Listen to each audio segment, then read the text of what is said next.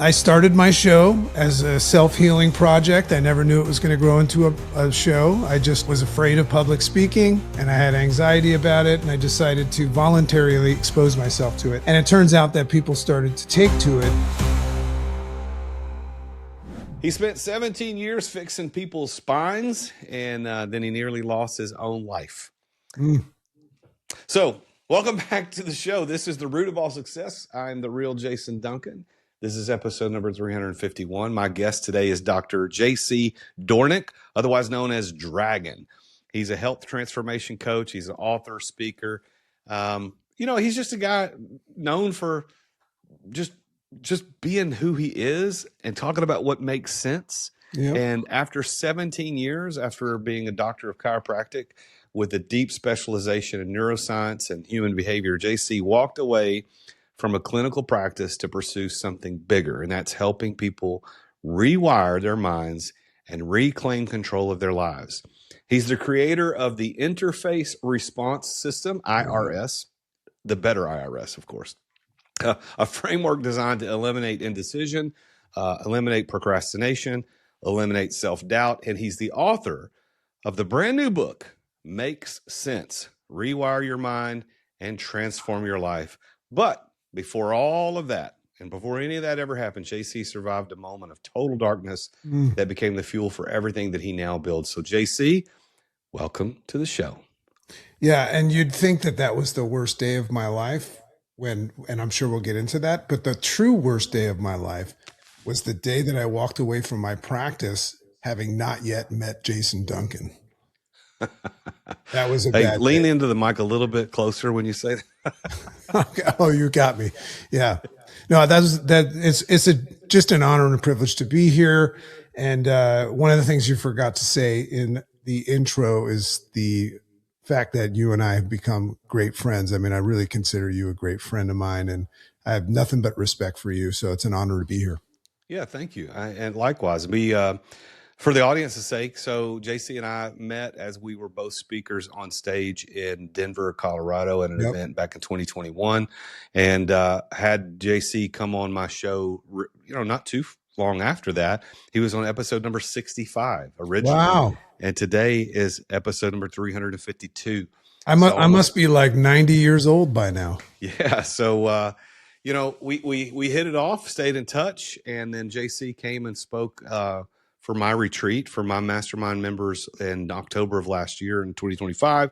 And then he invited me to come speak at one of his events in Chicago in February of 2026. And here we are in March of 2026 recording this show. So it's awesome to be with you, man. Yeah. Yeah. We can't get enough of each other. So JC, you've openly said that you navigated suicide. Yeah. And that you were in a place that most people don't come back from the same way. So walk me through that moment. What was actually happening in your life that brought you to that point? Yeah, every time somebody asks me that question, the first thing that happens is I get a pang of anxiety, but then I quickly shift using my systems, and I recognize that it was a glorious day. It was a blessing. I think a lot of people probably have tangled with those thoughts. And ironically, I had one of my best friends when I was in 10th grade kill himself. So, I've had my little touches, but I never thought that I would ever go beyond like having some sort of dark passenger thought about it. Cause I would say I was the most confident, borderline cocky person you ever met. I mean, I actually probably, it's safe to say that most people didn't like me because of how confident I was. So, as it turns out, I just had my dream life laid out in front of me, because I was a very, very, driven guy. I got hired on as the apprentice to the most successful chiropractor in New York. And, I was going to work for him and then take over his practice and fly around on jets for the rest of my life. That it was all set up, and I was excited about that. And all I can say is there's a lot going on at that time of my life, but, I could handle anything. I was indestructible. I was a superhero. And I got on the train. I used to take an early train into the city. And long story short, about halfway into the 45-minute trip, um, I just all of a sudden had this feeling come over me. I thought I was having a heart attack, and it was something that I'd never felt before. And it was enough to take this confident, cocky guy and make him take note of it. Right. Cause I would usually just bypass anything. And, my chest tightened up. I was sweating a little bit. I got a little bit dizzy. And all I could tell you is that if I just lost my confidence all of a sudden. So, I did what most people would do in that situation. Uh, I just got off the train, went over to the other side of the other platform, got back on, went the other way, and made up a story about why I couldn't come in that day. And I just figured, hey, just like they say, this too shall pass. That started about a 3-month process or, time period where I just progressively went deeper and deeper and deeper into, I guess, what you would call a depression. And And, how old were you? How old are you when this is going on? it's so funny when people ask me that question. I'm so far removed from that reality right now. But I was, I had graduated college and then I went to about 5 years of chiropractic school. So I was in my later 20s. Yeah. Were you married?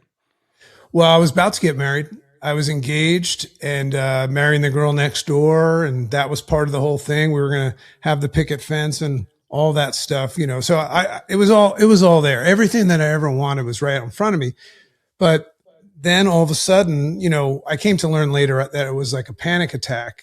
And if you're a real confident, cocky guy, you don't really admit you're having a panic attack until you have to. So anyway, Yeah. 3 months of just me seeing nothing but the idea of checking out, closing the curtains, turning off the lights. All I can tell you, and I'm sure somebody listening has had this before.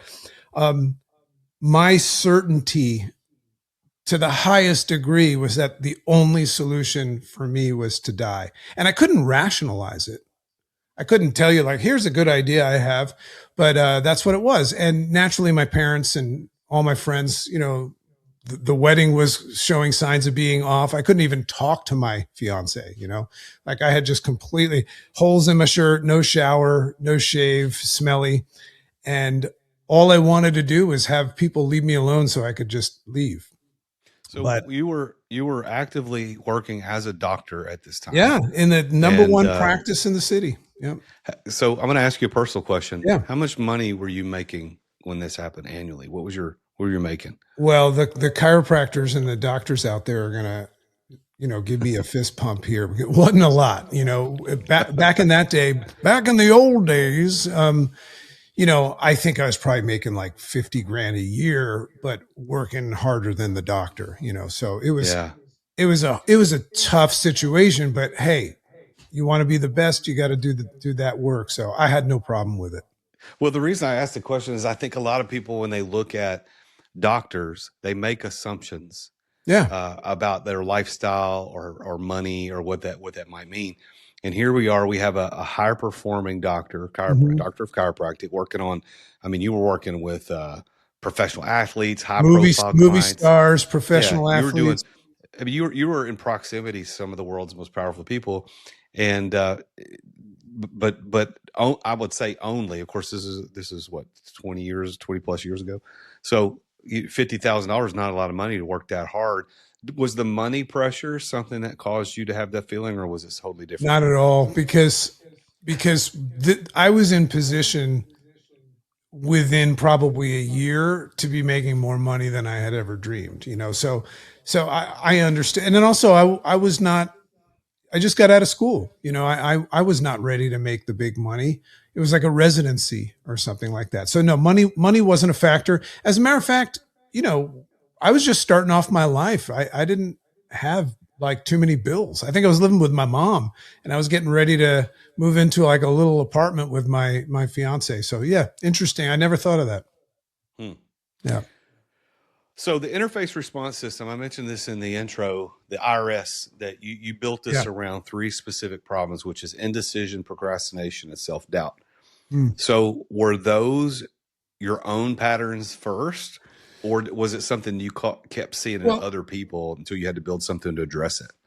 you know, What happened was, and just to finish the story, I had an awakening, and I didn't understand how I woke up, and the interface response system was, something that I built because I wanted to figure out, how to never have that happen again for myself, but also, if you live in a world full of thirsty people and you find a source of water, you kind of want to share that around. So, last ditch effort, my mom took me to a therapist, and I'll give you the short story here. And I just wanted to check out. I didn't want to see a therapist, but I just did it because I would have done anything. And, the therapist sat down and she basically just started asking me basic questions about why I wanted to kill myself and all that stuff. But she took me down this path of asking me questions that, she said, when did this start? And I made this distinction that it was in July. And I remember she was asking me some questions and something started to unwind in me. I was still a mess, but she started asking me questions. Oh, really? What's the significance of July? And I said, oh, it's my birthday. She goes, tell me about your birthday. I said, oh, I don't want to talk about my birthday. I don't like my birthday. Never did. Still don't. Right. But I didn't know why I didn't like my birthday. So she says, okay. And she moved on. She said, what about your parents? And I said, what about my parents? She said, are they still married? And I said, no, they're divorced. And once again, I felt something unwinding. And then she asked this question, and I don't even remember this woman's name, by the way, because I only saw her once. But she asked this question. She said, it was like this, when did they get divorced? It was like slow motion. Yeah. And the first chapter in my book is called Snap, because what happened right there is something like this. And in that instant moment, seconds, it's like my brain pulled this file of all these things that happened that I had tucked under the carpet. And I realized that when I was 11 years old on my birthday, I walked in my house. My mom was at the base of the stairs in her underwear, not normal, and she was crying. And I was coming home for a bowling party and cake and balloons and all that stuff. And I said, Mom, what's wrong? And she looked at me and she said, your father's leaving us. Now, I didn't know what that meant because my dad was always traveling, but I probably kind of did. And all I knew is that my birthday got bumped and I walked out the door. But when I recalled that event that I had completely compartmentalized and tucked away, and everything started to make sense, hence the name of my book.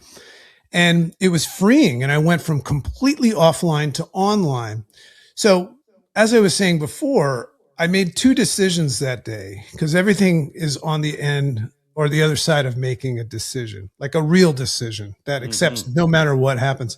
And that first decision was that I decided that I was never going to allow myself to get in that place again, to believe that there was no way, right? Never going to happen again. And also I was going to spend the rest of my life figuring out what happened in that conversation with that woman so that I could do it for myself, but also help other people. And I dedicated my life to it. So the interface response system is a 4-step process that helps people, first of all, understand the way that the brain works and the way that the brain is very, very easily persuaded from birth. We've all been persuaded, but persuaded to look at your thoughts and feelings and identify yourself by them and believe them, and how to stop that from happening and put yourself back in control as a shot caller and dominant force of your life.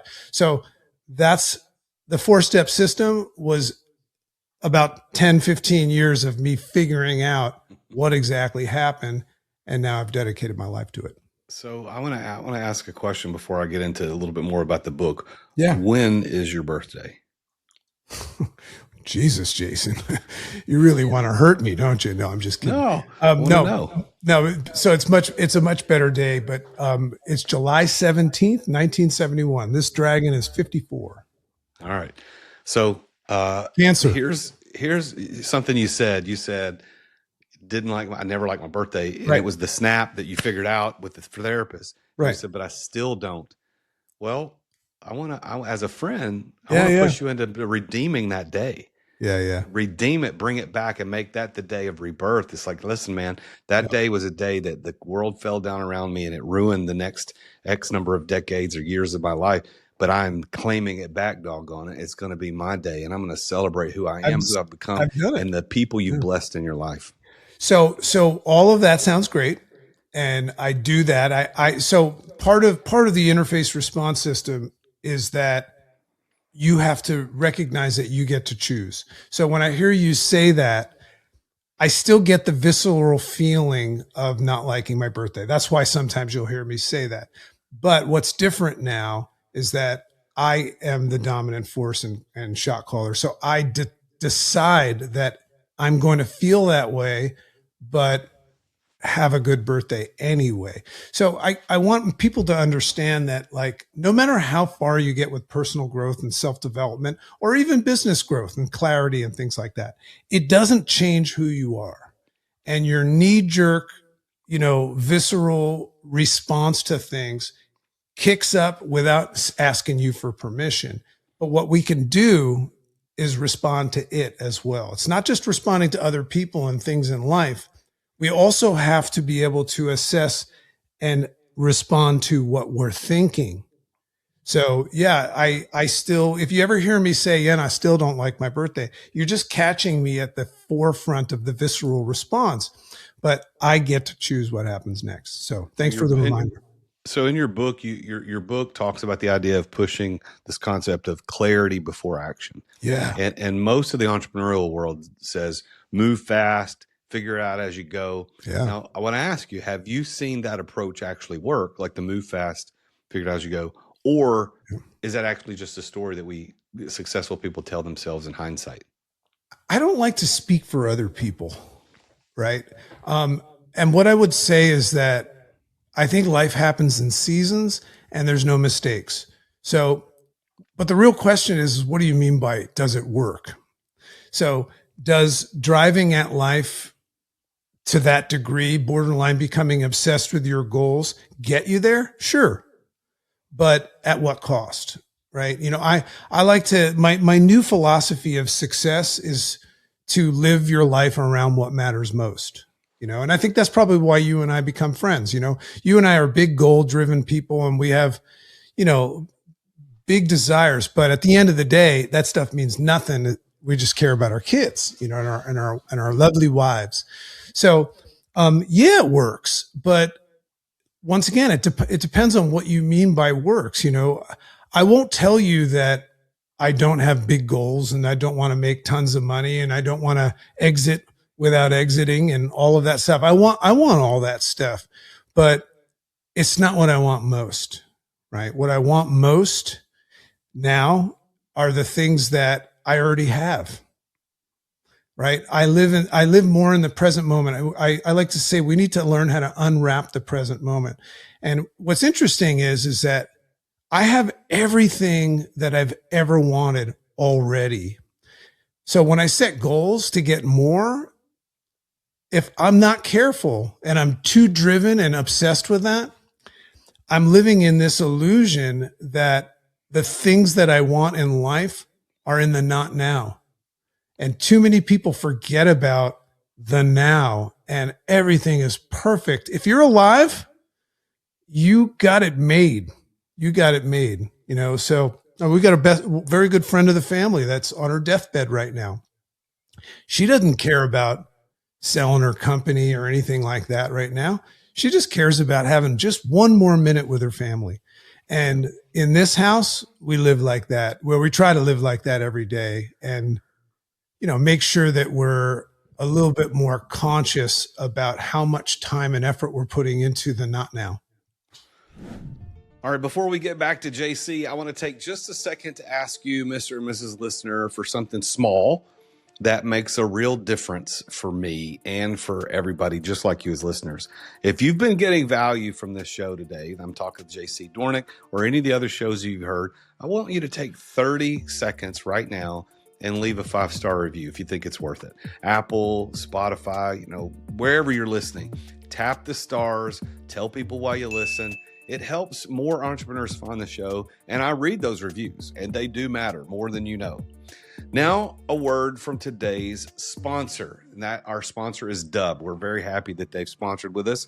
And if growing your business with personalized video outreach is on your radar at all, then you need to know about Dub. Dub is the ultimate video sales platform that I've personally been using since 2018. And I'm not exaggerating when I say I use it almost every day, if not every day, multiple times per week, because Dub makes it easy to record, to send videos that stand out in crowded inboxes. I'm glad to say that I'm down to only checking my email twice a week. I've been training myself to get there. I'm there, but you know what stands out? If I get a video email, I'm going to watch it. If I get text email, might not read it at all. If I get spam, I unsubscribe. So Dub stands out, and you can put calls to action in it so that your viewers can instantly book a call. They can reply. They can take a next step. You can get real-time analytics on how your videos are performing in the email so you can follow up smarter and close deals faster. If you want to use them for free and get a discount on your first couple of months, go over to therealjasonduncan.com/dub. That's spelled DUBB, and you can learn more and get started today. That's therealjasonduncan.com/dub. Now, let's talk to JC some more. So, Cairo mission.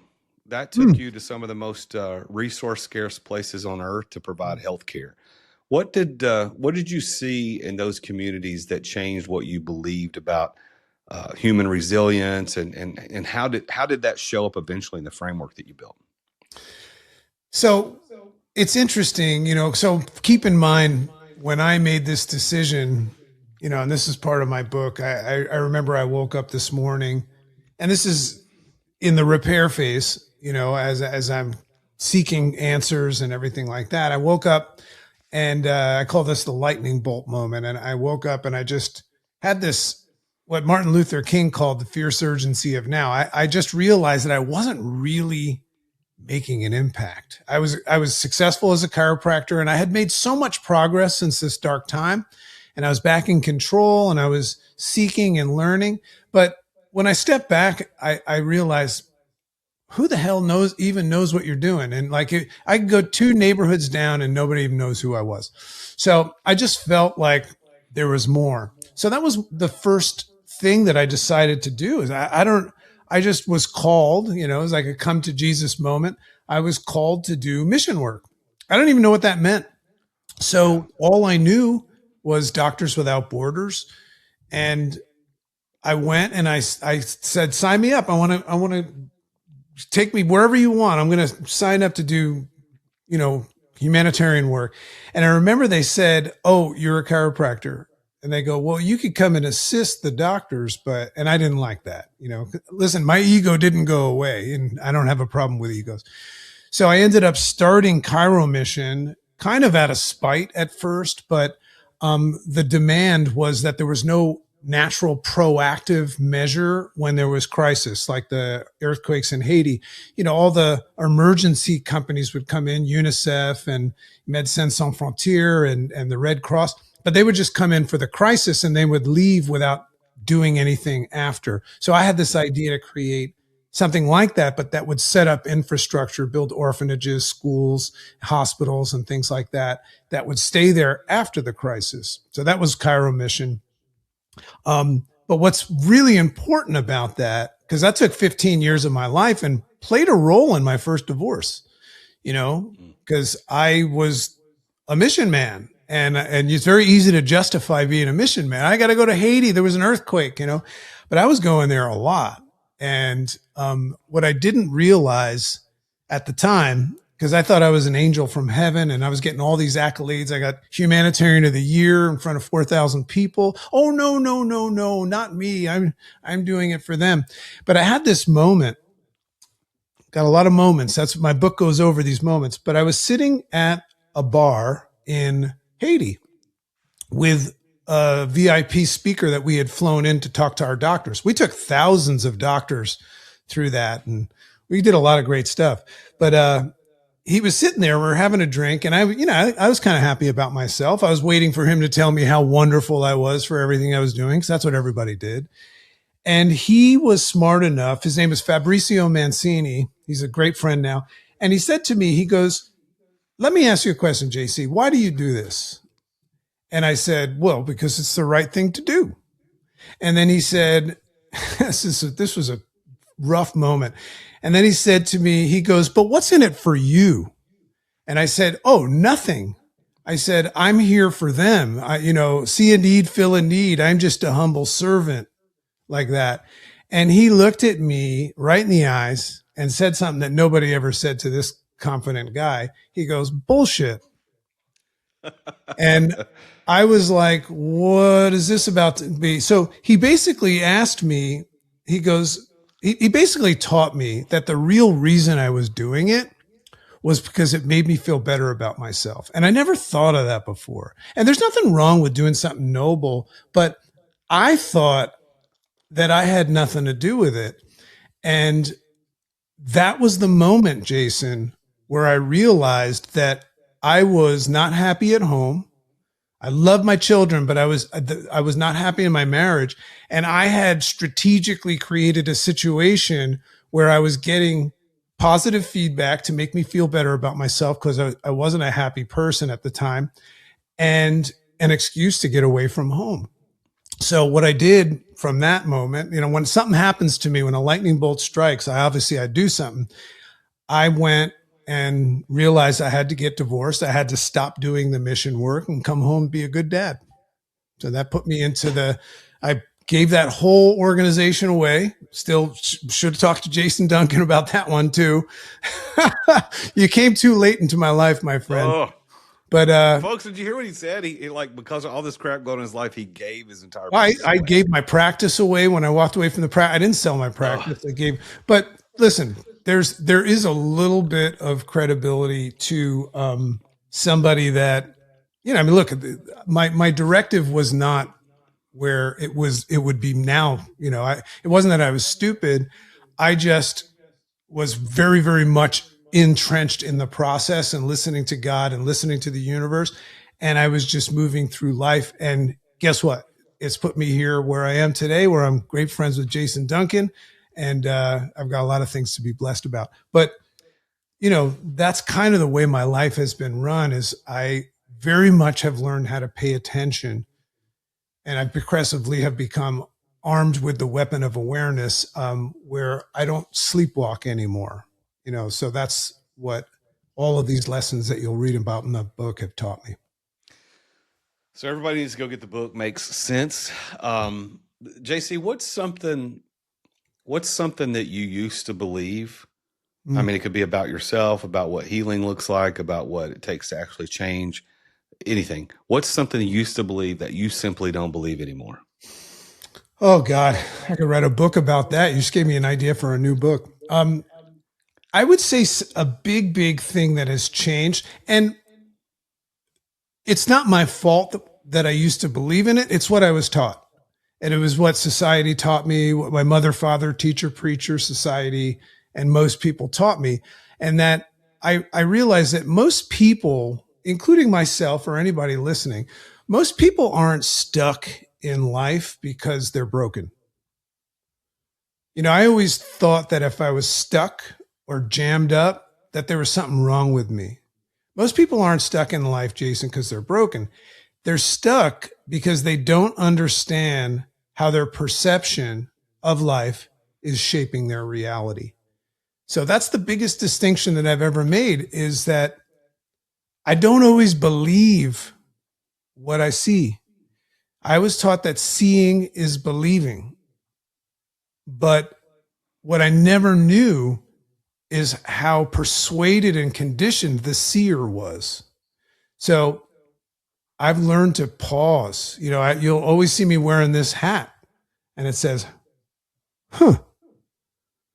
And I teach people, listen, before you believe in what you're feeling and thinking, just say, huh. And it stands for, haven't made up my mind. And when everybody asked me what that means, I said, I haven't made up my mind about anything. And I don't intend to, because we live in a world that makes us think that we got to make up our minds about everything and respond with rapid response. So that's where I'm at now, is I allow myself to stop reacting, even if I feel it, Yeah. and start responding.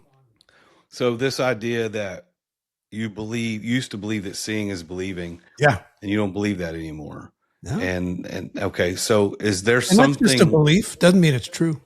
Yeah. Well, no, it's that is true. So is there a truth that you've now discovered that you feel like was hidden from you?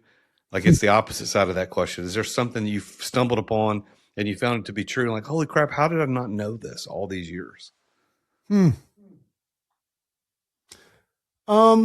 God, I don't know how if anybody listens to my podcast, they know I go deep with some things, and I got to be careful not to go too deep on your podcast right now, because it could take about 6 hours. I would say one of the core tenets that I live by. Well, I'll share the two core tenets that I live by in the Make Sense ecosystem. And the first one is that it's who you are that determines how well what you do works.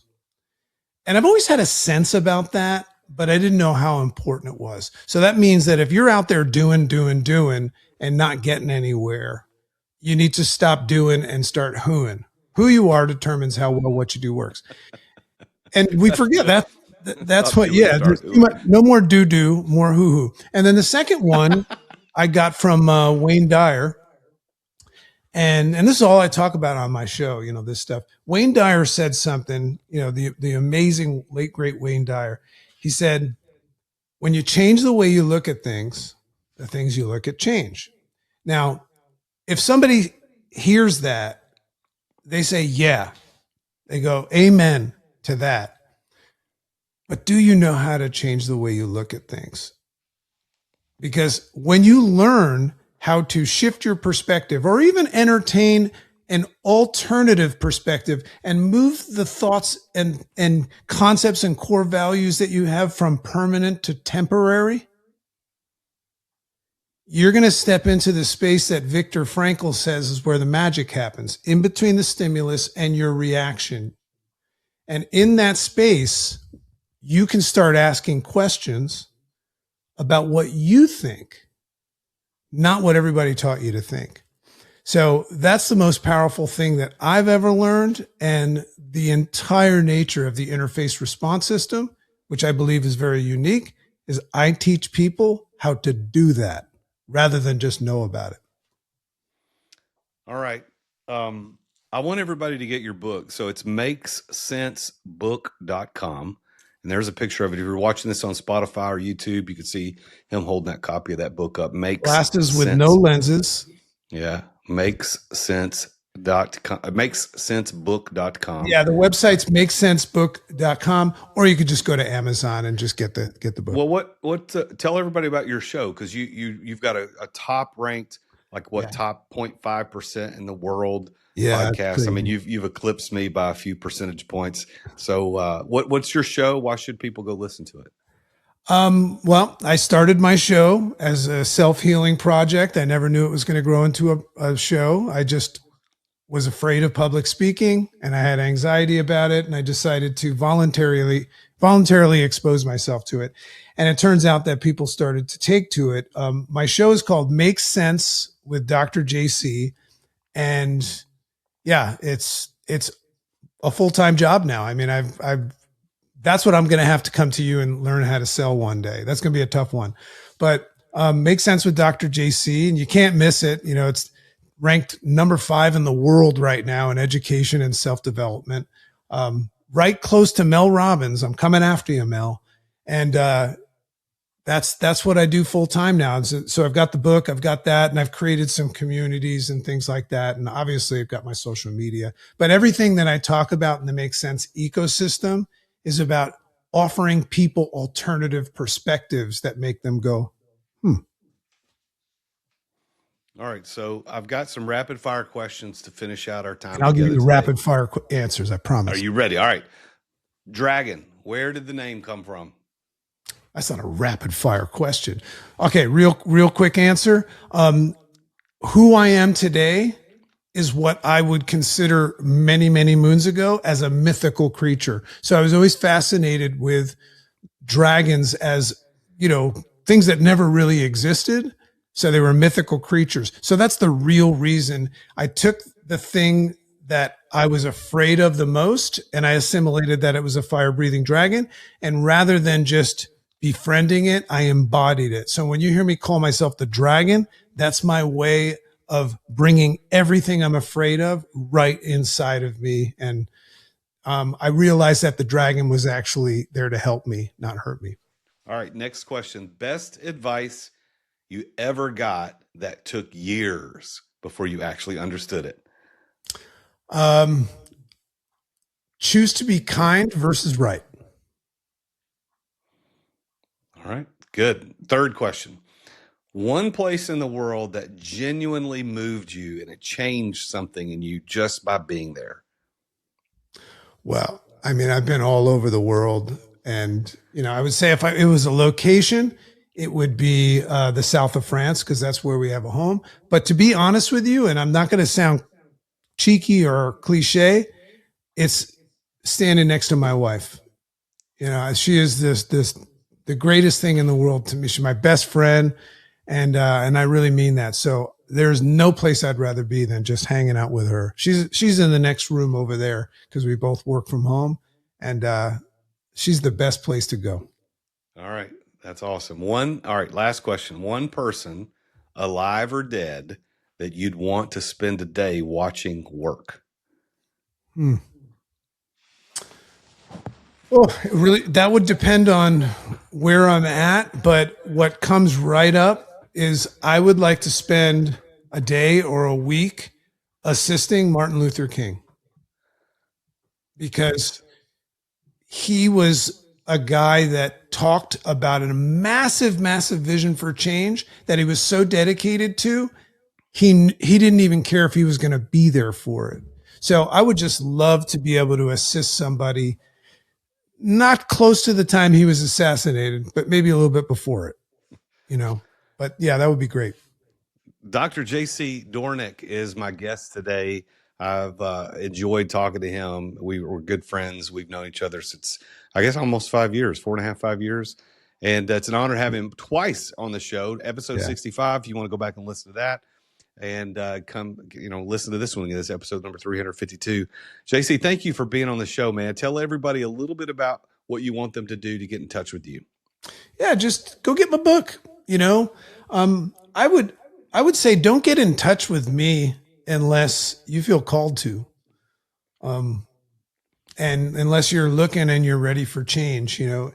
Get my book. There's a lot of great assets that come with that. Check out my podcast if you like the idea of reclaiming control of your thoughts and feelings on a regular basis, gaining a different perspective. But reach out to me only if you feel called to. Thanks, JC. Appreciate you being here, man. Appreciate you. And thank you for listening to the show today or watching on YouTube or Spotify, wherever you're consuming this today. Thank you. Thank you for doing that. It means a lot for me to be able to bring great guests like this to you. Like we said, JC's got a great message about thinking about having clarity before you start taking action on things. So sometimes you might just need to slow down a little bit and get a little bit of clarity, because lack of clarity leads to confusion. Confusion leads to negative outcomes, and negative outcomes leads to failure. So don't go down that road. Make sure you get clarity before you start off in the wrong direction. Go check out JC's book at makesensebook.com, makesensebook.com, and let him know that you heard about that here with me, the real Jason Duncan, on The Root of All Success. And tune in again next week when I talk with yet another very cool and successful person like JC about his or her journey to success. Until then, as always, I am your host, the real Jason Duncan, and Jesus is King. Attention business owners. Attention business owners. Feeling burnout from running your business? Uncertain if you're nearing burnout? Take our free 10-question business burnout test at businessburnouttest.com to discover where you stand. With just 10 quick questions, you'll learn how to immediately begin making changes to regain freedom and success. Cut your daily operations time in half. Improve your quality of life and prepare your business for your future exit without losing revenue or profit. Visit businessburnouttest.com now and take the test. Thank you for listening to another edition of The Root of All Success with the real Jason Duncan. If you've enjoyed this week's episode, visit therootofallsuccess.com to access the show notes and other helpful resources. Follow Jason on social media at The Real Jason Duncan. See you again next time here on The Root of All Success.